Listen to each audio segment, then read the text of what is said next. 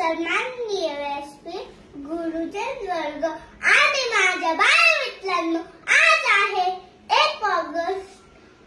अण्णा लोकमान्य टिळक अण्णाभाऊ साठे यांची जयंती.